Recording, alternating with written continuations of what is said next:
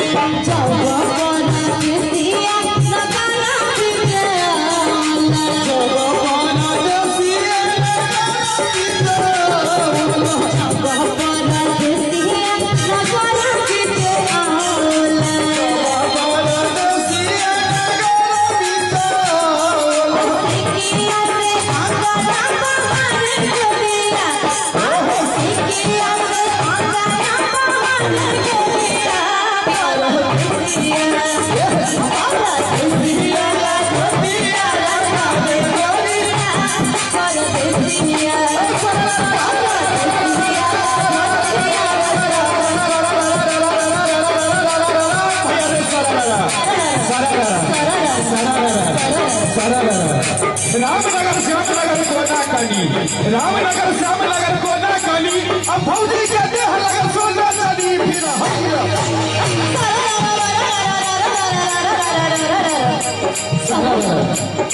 ढोलक वाला मेरा भाई भूख लगे तो तेरा भाई अगरा चोरा करिया गुड़ घोट भगिया गए गुड़ सारा सारा सारा सारा सारा सारा भूलन